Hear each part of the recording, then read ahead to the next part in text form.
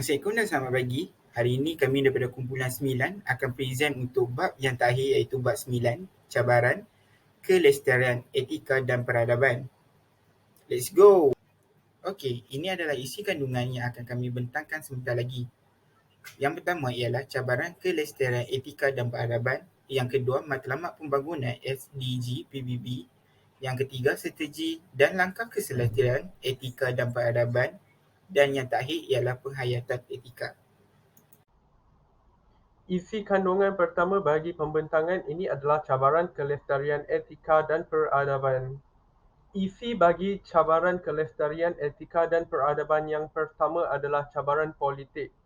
Politik ini berkait rapat dengan peradaban dan etika manusia kerana struktur politik di sesebuah negeri ini berperanan penting dalam membentuk kerajaan yang akan memimpin rakyat pada masa akan datang ataupun menjatuhkan sesebuah kerajaan tersebut melalui undian melalui pilihan raya.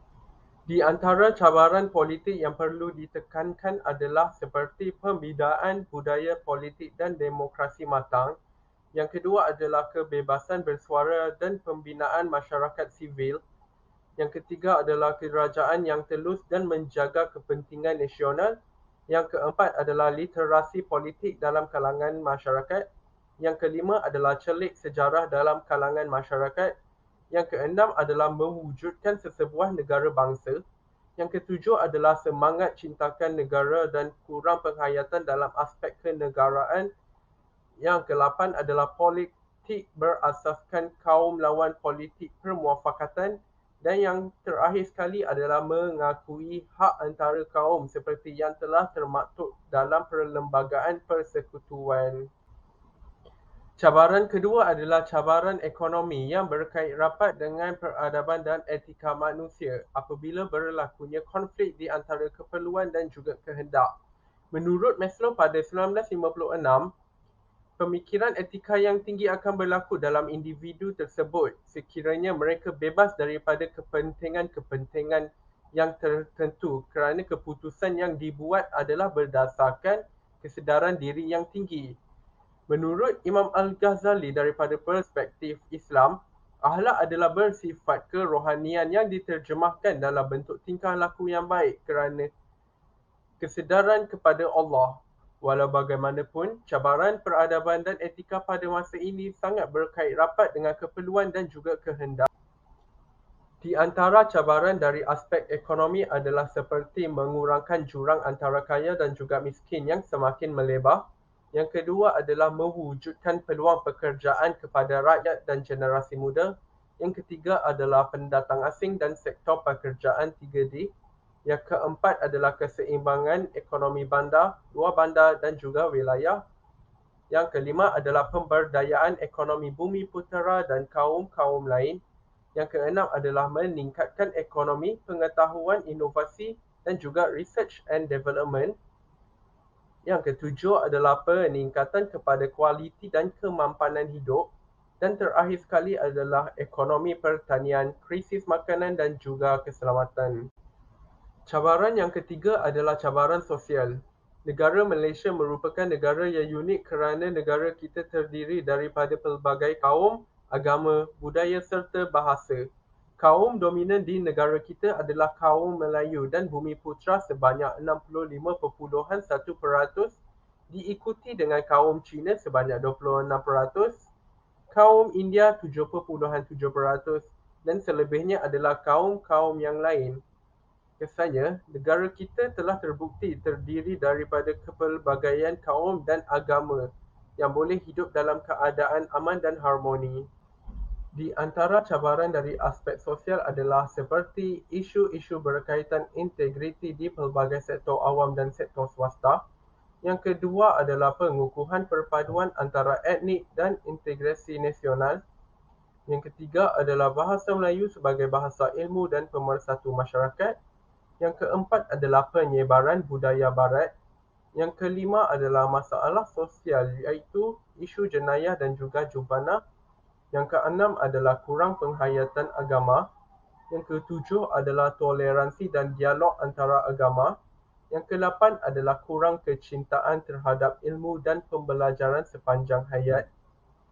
Yang kesembilan adalah membanteras ekstremisme dalam bentuk perbuatan dan juga pemikiran. Yang terakhir sekali adalah transformasi pendidikan ke arah pemantapan modal insan, perpaduan dan juga integrasi nasional. Baiklah, Assalamualaikum dan selamat pagi. Nama saya Muhammad Iqbal Shah bin Suhadi. Saya akan menyambung sesi pembincangan pada hari ini. Seterusnya adalah cabaran psikologi dan pembinaan karakter. Ianya mengenai tentang jati diri. Keutuhan jati diri adalah nilai-nilai dalam yang kuat dan kukuh seperti rajin, yakin diri, positif, kreatif, inovatif, gigih dan berintegriti yang dapat diterjemahkan menerusi nilai-nilai luaran. Tanpa jati diri yang kukuh dan ampuh, sesuatu bangsa itu akan ketinggalan jauh ke belakang dan masa depan juga memang bergantung pada keutuhan jati diri sesebuah bangsa. Baiklah, contoh situasi yang boleh diberi. Negara Jepun adalah satu-satunya bangsa yang memiliki nilai jati diri yang sangat kukuh. Nilai-nilai tradisi mereka tertanam kukuh dalam setiap diri masyarakat Jepun, tidak kira kedudukan mereka antara golongan atasan maupun golongan bawahan. Sejak kecil lagi, mereka telah diasuh dan dizalimi dengan nilai-nilai diri yang tinggi terhadap diri sendiri, serta kawan, bekerjasama, patriotik, berintegriti dan bekerja kuat. Di antara cabaran dari aspek ini adalah, yang pertama, pembinaan jati diri bangsa Malaysia. Yang kedua, mengurangkan stereotip prejudis, etnosentrisme dan bias antara kaum. Yang ketiga, meningkatkan semangat kesatuan dalam kepelbagaian budaya dan nilai bersama yang boleh dikongsi. Dan yang keempat, yang terakhir, keutuhan moral dan integriti. Baiklah, seterusnya, cabaran globalisasi. Globalisasi ini boleh memberi impak positif dan negatif dalam pelbagai aspek kehidupan, termasuklah etika dan peradaban manusia. Impaknya, ianya boleh datang dalam pelbagai bentuk yang ketara, iaitu tangible, dan tidak ketara, intangible. Dalam konteks etika dan peradaban, khususnya pada zaman revolusi industri, kesannya sangat besar akibat daripada penggunaan total teknologi maklumat yang merentasi pelbagai bidang. Di antara cabaran aspek globalisasi, yang pertama, keselamatan cyber dan data peribadi. Yang kedua, pelbagai isu rasis dan Islamofobia. Yang ketiga, kestabilan politik serantau dan global. Yang keempat, krisis ekonomi dan kewangan antarabangsa. Yang kelima, idea-idea negatif seperti sekularisasi, ajaran sesat dan liberalisasi yang mudah disebar luaskan tanpa sekatan. Dan yang terakhir adalah peningkatan gejala LGBT dan pemikiran underground. Baiklah, cabaran globalisasi terbagi kepada dua, iaitu alam sekitar dan sains dan teknologi. Baiklah, dari segi alam sekitar, etika dan peradaban juga berkait secara langsung dengan alam sekitar. Ia memberi gambaran bahawa manusia di sesuatu kawasan tersebut mengambil berat akan penjagaan dan pemeliharaan alam sekitar. Manusia yang beradab dan beretika akan sentiasa menjaga persekitaran dan lingkungannya untuk generasi yang akan datang. Bagi cabaran globalisasi sains dan teknologi pula, teknologi yang pada ada hari ini sememangnya membawa banyak manfaat kepada manusia. Namun terdapat sisi gelap sains dan teknologi yang boleh meruntuhkan kehidupan manusia apabila ia disalahgunakan. Kemajuan yang dicapai dalam bidang sains dan teknologi merupakan salah satu indikator pembangunan yang dikecapi dalam sesebuah negara. Kemajuan sains dan teknologi sekaligus meningkatkan reputasi dan penguasaan sesebuah negara dalam bidang ekonomi, politik dan sosial. Di antara cabaran dari aspek globalisasi yang telah saya sebutkan tadi ada dua, iaitu alam sekitar, sains dan teknologi. Baiklah, yang di atas mengenai alam sekitar, yang di bawah adalah mengenai sains dan teknologi.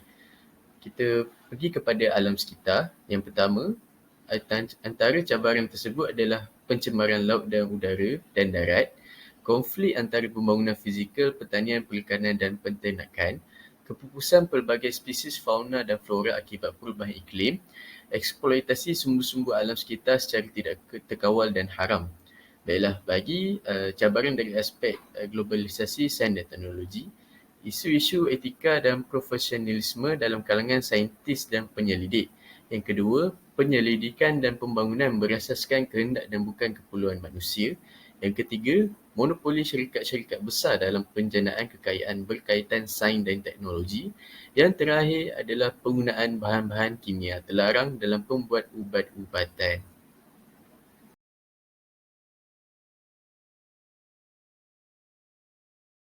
Hai, Assalamualaikum, selamat pagi. Hari ini saya akan teruskan pembentangan iaitu matlamat pembangunan mampan yang telah disarankan oleh PBB. Matlamat pembangunan ini merupakan teras agenda. Ia dipersetujui oleh Ketua Negara dan Masyarakat Antarabangsa pada tahun 2015, 25 September. Bagi kesinambungan agenda pembangunan yang diteruskan selepas berakhirnya MDG pada tahun 2015, ia mempunyai 8 matlamat dan 21 sasaran pada asalnya. Tapi setelah mendapat persetujuan pada 25 September 2015, ia telah ditambah kepada 17 matlamat dan 167 sasaran untuk meneruskan agenda sehingga 2030. Bagi mencapai keseimbangan untuk 3 faktor utama iaitu merangkumi sosial, ekonomi dan alam sekitar. Seterusnya, antara isi kandungan yang terdapat di dalam 17 perkara ialah ia memberi kebaikan kepada pemimpin maupun masyarakat daripada 3 faktor utama yang saya telah sebut sebentar tadi, iaitu sosial, ekonomi dan alam sekitar. Seperti kita boleh lihat di matlamat 1, menamatkan kemiskinan dalam semua bentuk di mana-mana negara pun. Selain itu, matlamat di nombor 3 ialah memastikan kehidupan dan yang sihat dan menggalakkan kesejahteraan untuk semua pada semua peringkat umur. Selain itu, seperti kita boleh lihat di matlamat 8 iaitu menggalakkan pertumbuhan yang mampan, inklusif dan mampu memampankan ekonomi menggunakan tenaga penuh dan produktif dan kerja yang bersesuaian untuk semua. Sekian ringkasan itu daripada saya. Terima kasih. Seterusnya adalah strategi dan langkah kelestarian etika dan peradaban. Membina pemikiran dan sikap yang betul terhadap etika dan peradaban dalam kalangan masyarakat. Negara-negara maju seperti Jepun, Korea, negara-negara Skandinavia dan Amerika Syarikat berjaya kerana menjadikan etika sebahagian daripada cara hidup mereka. Tamadun Islam juga mengalami perubahan yang moden dan maju pada bidang sains dan teknologi. Tamadun Melaka pada abad ke-13 hingga akhir abad ke-15 juga meraihkan kejayaan dengan faktor agama Islam, kepimpinan yang berintegriti dan kecintaan masyarakat terhadap ilmu pengetahuan. Negara-negara seperti Jepun, Korea, Hong Kong dan negara-negara Skandinavia saat ini merupakan contoh negara dan dengan etika dan peradaban yang tinggi. Masyarakat negara-negara ini memiliki sikap budaya amanah, hormat, jujur, berdisiplin dan kreatif. Menjunjung tinggi budaya ilmu, nilai-nilai moral, akhlak dan integriti. Manusia dapat meningkatkan kemanusiaannya melalui ilmu. Ilmu menghasilkan individu berkualiti dan tanpa ada ilmu, manusia tidak dianggap sebagai khalifah ataupun insan. Untuk membentuk manusia yang memiliki nilai-nilai kemanusiaan dan keinsanan, hanya dapat dilakukan melalui ilmu.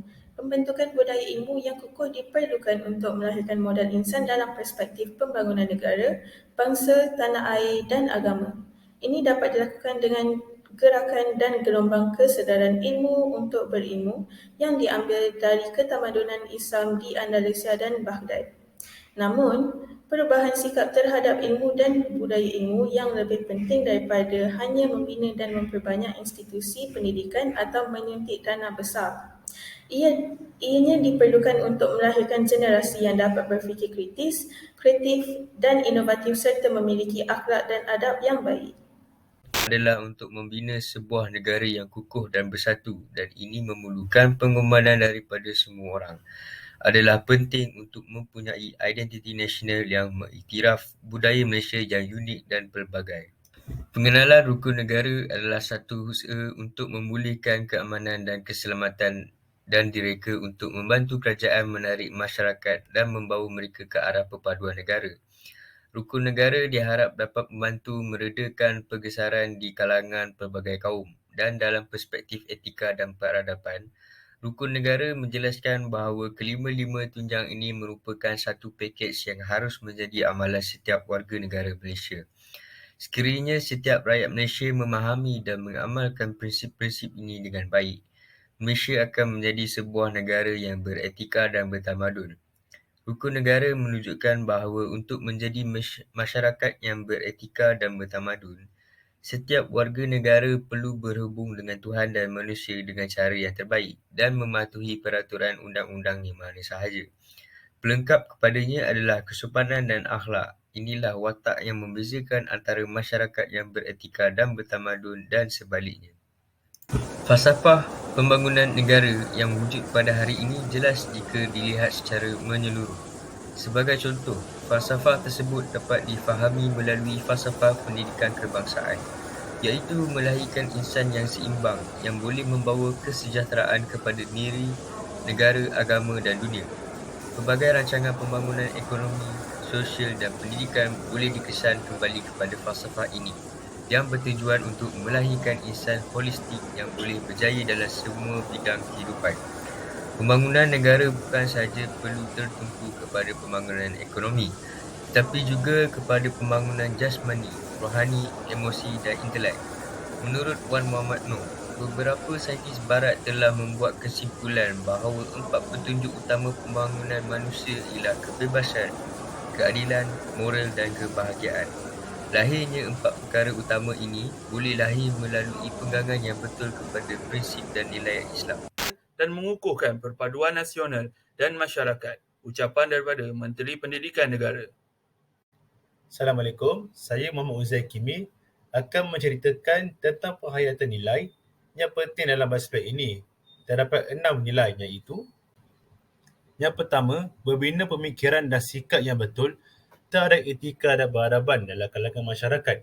Yang kedua, menjunjung tinggi budaya ilmu, nilai-nilai moral, akhlak dan integriti dalam kehidupan masyarakat dan bernegara. Yang ketiga, menjadi bangsa Malaysia yang berjiwa merdeka, yakin tentang kemampuan sendiri dan setaraf dengan bangsa-bangsa lain di dunia.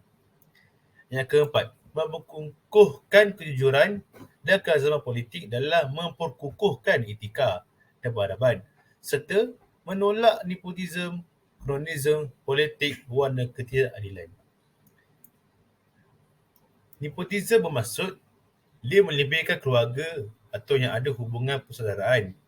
Bukannya dia nilai seorang itu dari segi keupayaan dia dan kelayakan dia untuk mendapatkan satu jawatan. Contohnya, syarikat ini menawarkan jawatan khusus kepada saudara mara dia sahaja. Tetapi walaupun ada orang lain yang layak dan sanggup melaksanakan tugas sedemikian. Untuk kronisme, dia maksud dia mengutamakan atau mempentingkan teman rapat atau kawan-kawan rapat dalam mendapatkan satu jawatan. Kesan berlaku kronisme ini akan menyebabkan peluang pekerja yang berkelayakan dan berbakat akan terbantut jika budaya kabel dan kroni terus wujud dan akan menyebabkan sebilangan pekerja akan berhijrah ke tempat lain. Saya sambung. Nilai yang kelima, memertabat dan menghayati kelima-lima prinsip rukun negara sebagai tulang belakang membina sebuah negara beretika dan peradaban. Yang terakhir sekali, memiliki minda kelas pertama sebagai suatu strategi yang membangun sesebuah negara yang progresif dan berkemajuan.